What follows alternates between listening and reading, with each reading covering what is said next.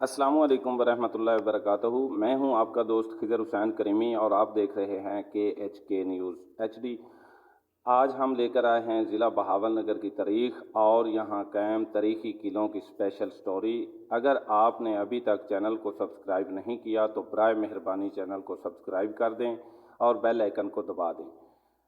दरियाए सतलुज के किनारे वाक़या ज़िला बहावलनगर कायम है। हाकड़ा तहजीब और नीली बाग का मरकज़ रहा है। ज़िला बहावलनगर की तहसील फोर्टावास को ख़ास अहमियत हासिल रही है।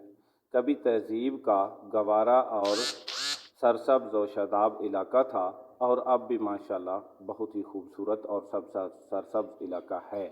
यहाँ मुख्तलिफ़ जंगी हिकमत अमली के तहत बनाए गए किले मुल्क भर की तरह मौजूद हैं। सूबा पंजाब के ज़िला बहावलनगर के करीब भी कुछ किले कायम हैं, जैसे कि मरोट, जामगढ़, मौजगढ़ और मीरगढ़। इन किलों का नक्शा तमीर एक दूसरे से मुख्तलिफ है और इनमें इस्तेमाल होने वाली ईंटें हड़प्पा तहजीब से मंसूब हैं। कुछ किले इंडिया के बीकानेर और जैसलमेर के कदीम किलों से मिलते जुलते हैं। इसकी वजह यह भी हो सकती है कि इन इलाकों पर ज़्यादातर दिल्ली और लाहौर के बादशाहों की हुकूमत रही थी और आसार कदीमा इसकी शान और शौकत के बारे में बताते हैं। अजीम तहजीब के आसार किले माजी की तस्वीर पेश करते हैं। ये किले खस्ता हाली का शिकार हैं, जिन पर तवज्जो देकर सियाहत को फ़रोग़ दिया जा सकता है।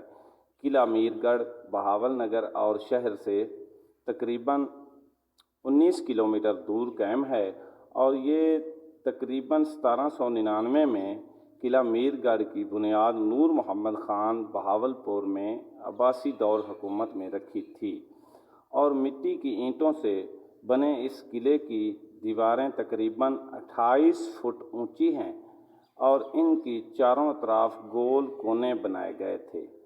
किले का एक दाखिली दरवाज़ा है जो 2 हिस्सों और 4 मीनारों से सजाया गया था, मगर अब ये दरवाज़ा टूट चुका है। गुज़रे वक्तों में सहन में छोटे छोटे घर और मीठे पानी के 2 कुएं बने हुए थे, जो वक्त के साथ साथ सूख गए हैं, जबकि मकानात भी सिर्फ तारीख़ का किस्सा बन गए हैं। अब बात करते हैं किला मरोट की। ये किला ज़िला बहावलनगर के सहराज चोलिस्तान के मरकज़ में वाक़या है और आने जाने वालों को अपनी तारीख़ बयान करता है।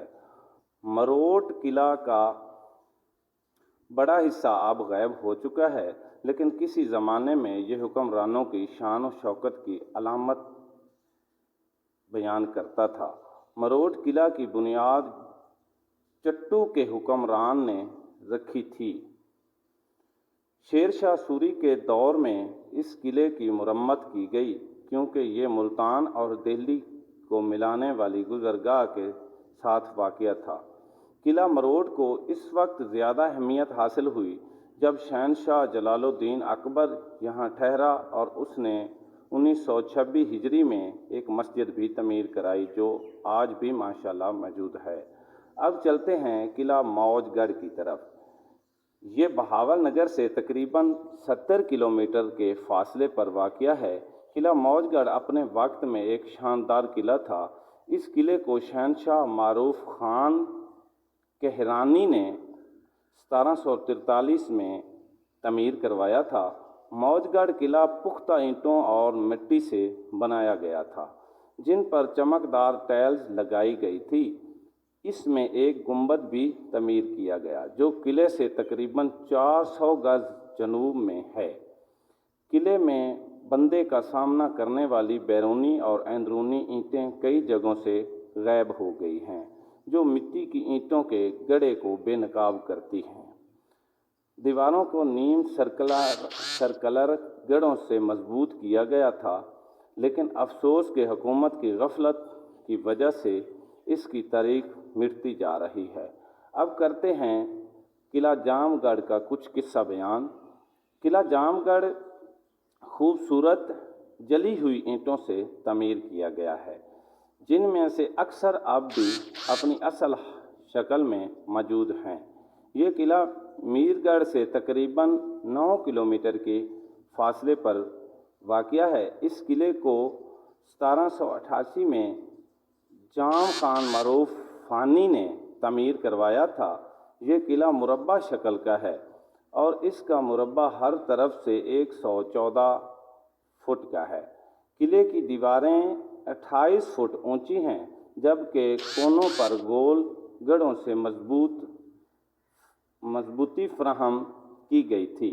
قلعہ کی مشرق میں 9 فٹ کا گنبد نما گیٹ ہے۔ اس میں ایک داخلی دروازہ اور 4 مینار تھے، جبکہ اندرونی صحن میں ایک کمرہ تھا جو اب مٹ چکا ہے۔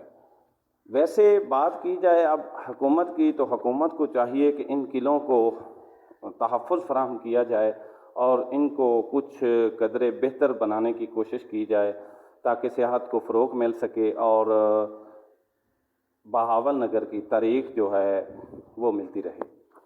امید ہے کہ آپ سب کو یہ ویڈیو پسند آئی ہوگی، اور آپ نے اگر ابھی تک چینل کو سبسکرائب نہیں کیا تو برائے مہربانی چینل کو سبسکرائب کر دیں اور کمنٹ سیکشن میں اپنی رائے کا اظہار ضرور کریں۔ جزاک اللہ خیر۔